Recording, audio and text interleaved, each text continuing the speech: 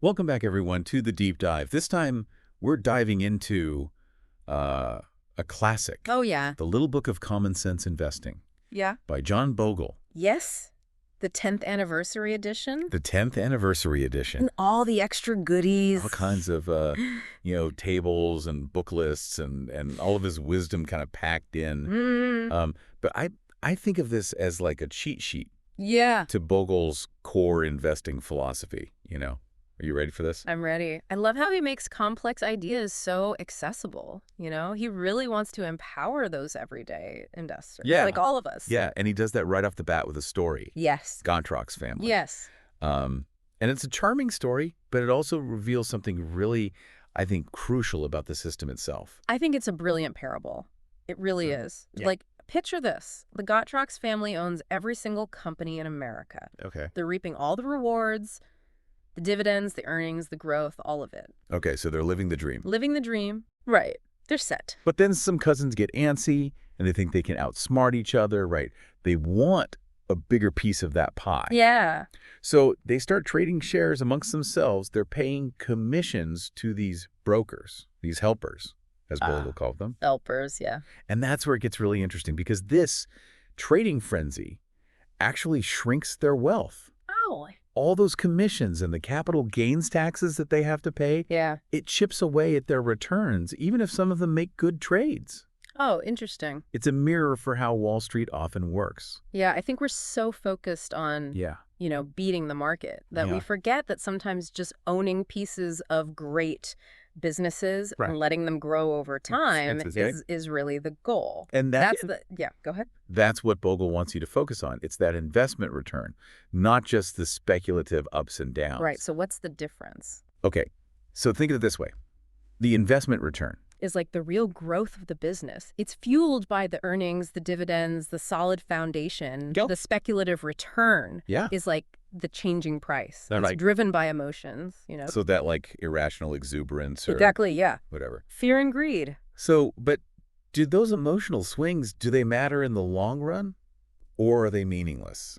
Well, they do matter to an extent, but Bogle uses this great example. He says if you invested $1 back in 1900 in the U.S. stock market, Wow. it would be worth over $43,000 in 2015. Wow, so that's That's the magic of compounding, right?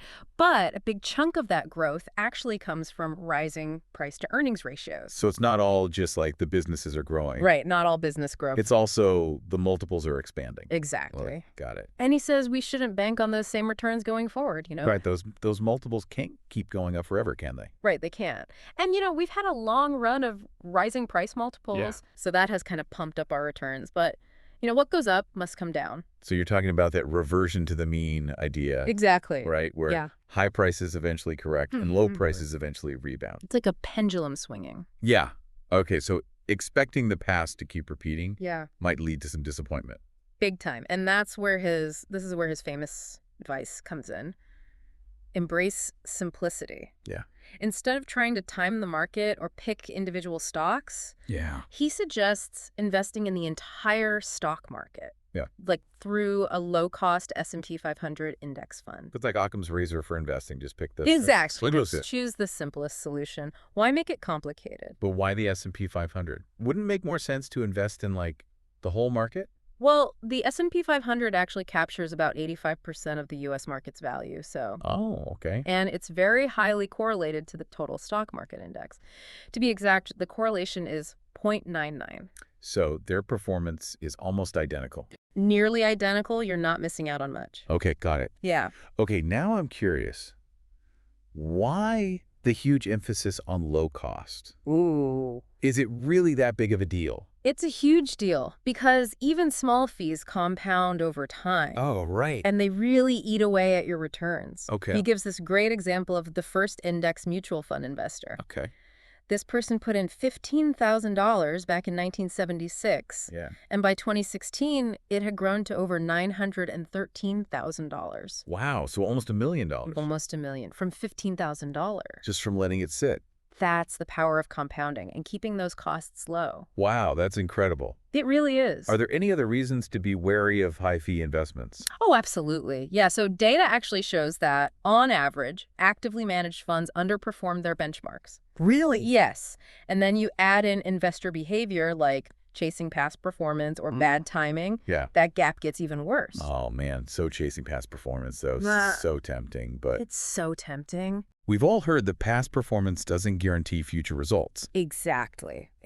So why is that such a trap? Well, remember that reversion to the mean? Yeah. Well, that applies to funds, too. Okay. The top performers, they rarely stay at the top. Okay. In fact, Bogle found that only 14% of five-star funds from 2004 kept that rating a decade later. Oh, wow. So that hot fund that everyone's chasing today Yeah. might be a dud in a few years. Exactly. Yeah, and that's where his skepticism of certain financial advisors comes in, right? Yeah, so he saw a potential conflict of interest. Okay. Because advisors might earn more by recommending those actively managed funds with the higher fees. Yeah. Right. Even if it's not in the client's best interest. So if we shouldn't chase past performance or blindly trust advisors, how do we choose investments? This is all starting to feel a bit overwhelming, honestly. Well, that's... You know what I mean? Yeah, I know what you mean, but Bogle's message is about empowering you, Yeah. not discouraging you. He wants you to take control and stick to the basics. Low-cost index funds that track the whole market. Simplicity, diversification, low cost. Exactly. This is all starting to make sense. Yeah. Now, we've covered stocks, but haven't even touched bonds. Right. Where do they fit into all of this? Great question.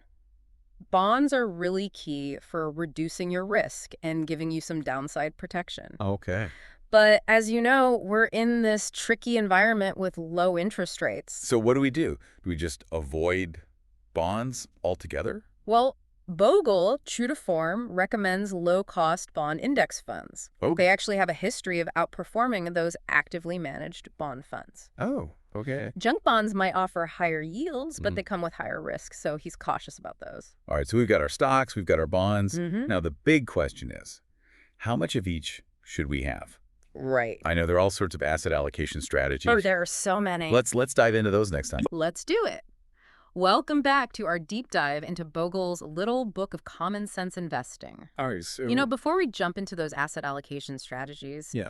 I think it's worth pointing out that Bogle also addresses this, like, bigger anxiety that people have about investing, especially young folks who are just starting out or worried about the future, Right. all those what-ifs. What if everything collapses? Yeah. Exactly. He actually includes this letter to a hypothetical young investor who's concerned about all these potential catastrophes, which I think we all think about these days. Absolutely. But he reminds us that avoiding investing altogether, that's actually a recipe for financial failure. Because even though markets are unpredictable Yeah. in the long term, they tend to reflect the growth of the economy and earnings of businesses. Exactly. It's that long-term perspective that is key here. Mm-hmm. Back in 1993, he proposed this simple, low-cost, balanced index fund with a 60-40 stock-bond split. He saw it as kind of a set-it-and-forget-it approach. Yeah. You know, just free yourself from all that constant portfolio tweaking. So it's like having a personal investment advisor,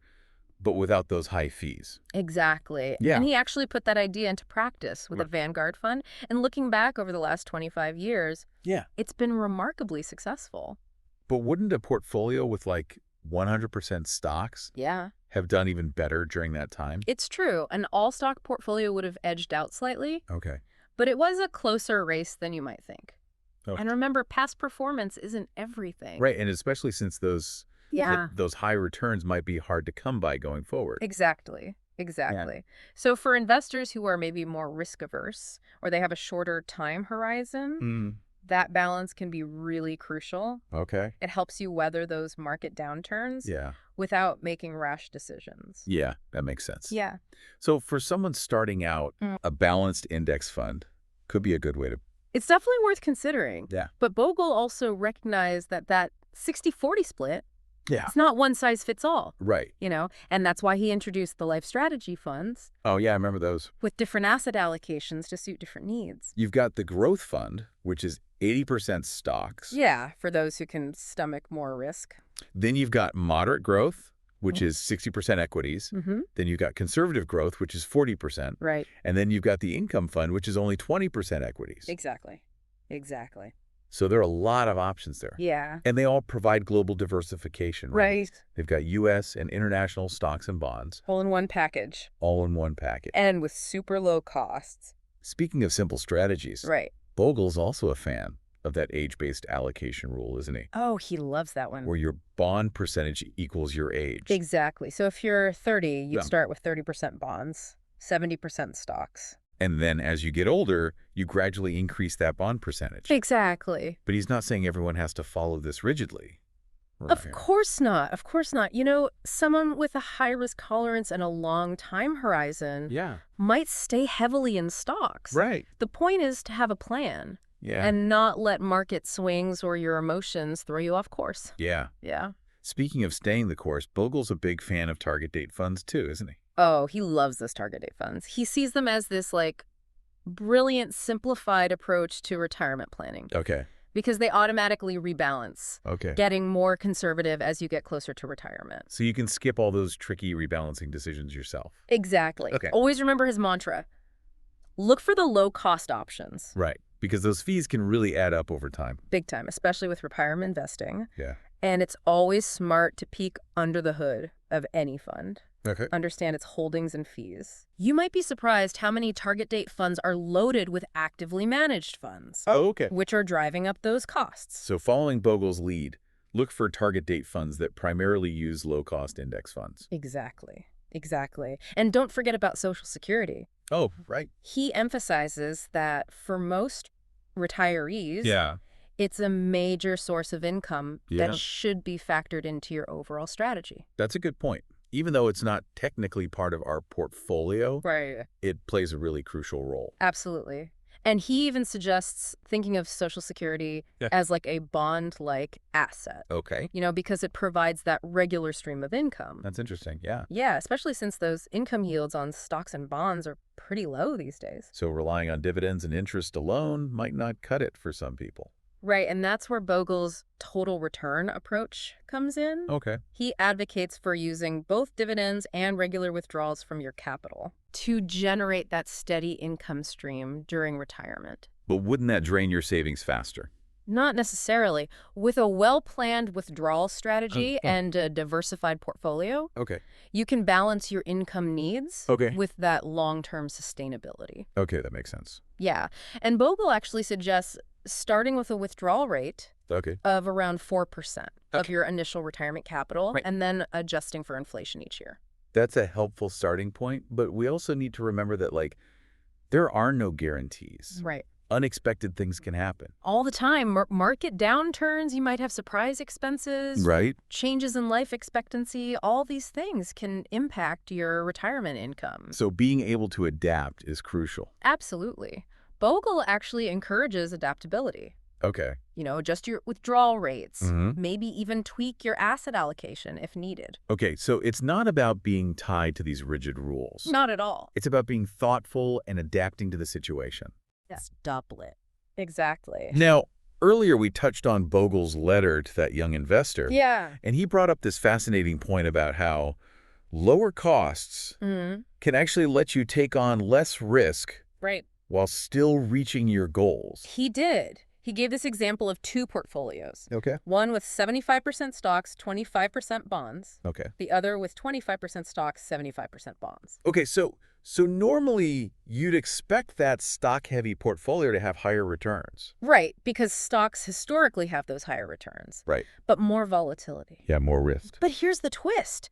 If that lower risk portfolio is all in low-cost index funds, and that higher risk portfolio is full of those expensive actively managed funds, the lower risk portfolio might actually win in the end. That's pretty counterintuitive. It is. It is, because those fees are this like hidden drag on returns that we don't always realize. So before even thinking about stocks versus bonds, we need to minimize those costs across our whole portfolio. Absolutely. It's like, you know, take care of the pennies and the pounds will take care of themselves. That's exactly. Bogle's consistently highlighting this, you know, the importance of owning businesses, keeping those costs low, and letting that compounding do its work over time. He's such an advocate for the everyday investor. Yeah. You know? Yeah. Like, demystifying finance and giving us the tools. Empowering you? Yeah, to make good decisions. Absolutely. So far, we've covered asset allocation, target date funds, Yep. the total return approach to retirement income. Yep.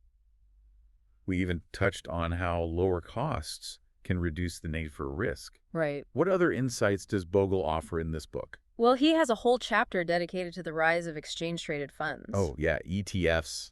Those are everywhere these days. They are. What's Bogle's take on those? Well, he's not totally against them. Okay. He does issue some warnings, though. Okay. He acknowledges their convenience, the potential for low cost, to invest in different asset classes. But he worries about how they're often used. Okay. How so? What do you mean? Well, their original purpose, right, was to let people track a specific index or sector efficiently. Yeah. Similar to traditional index funds.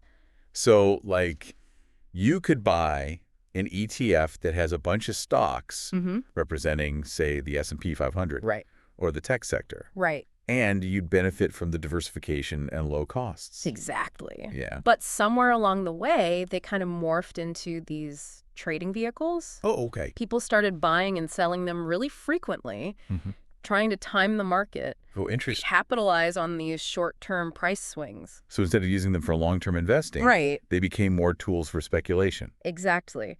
And Bogle argues that this short-term trading behavior often leads to underperformance. Remember those costs we talked about? The brokerage commissions, the bid-ask spreads, the taxes? Yeah. They all eat into your returns when you're constantly buying and selling. So ETFs themselves aren't necessarily the problem. Right. It's how people use them. Exactly. Yeah. Exactly. Bogle also distinguishes between ETFs that track these broad market indices and those that try to outperform the market with these smart beta strategies. Smart beta. Right. I feel like he wasn't a huge fan of that. He is definitely skeptical. Okay. He sees many of them as these glorified, actively managed funds, masquerading as ETFs with higher fees, but no guarantee of better returns. So instead of simplifying things, they add another layer of complexity and cost. Yes, exactly. So in the world of ETFs, Bogle's advice is pretty much the same. Keep it simple. Keep it simple, which circles back to his core message. Investing is a winner's game. Yeah. But it's easy to turn it into a loser's game by overcomplicating things and paying too much in fees. All right, so keep it simple, keep costs low. Focus on the long term. Exactly. I'm absorbing this message. It's a good word. So far, we've covered asset allocation, target date funds, the total return approach. We even touched on how lower costs can reduce the need for risk. Absolutely. What else is on the agenda for today's deep dive? Well, before we wrap up, we got to talk about this crucial concept. Okay. That's woven throughout this whole book. Yeah. It's the relentless power of compounding. All right, let's talk about compounding then. All right, so we're back for the final part of our deep dive into the little book of common sense investing. Yes. And we're going to finish strong with the idea of compounding. It's a good one to end on. It is. I mean, there's something almost magical about it, isn't there? There really is. It's like watching your money grow. Yeah. All on its own. It's pretty remarkable. Even, Einstein supposedly called it the eighth wonder of the world. Really? Yeah. Wow. So it's all about earning returns, not just on your initial investment, but also on the accumulated interest or earnings over time. So it's like that snowball effect, right? Yeah, I say. Your money makes more money. And then that money makes even more money. That's the idea. Yeah. And the longer you let it roll, the bigger that snowball gets. Right.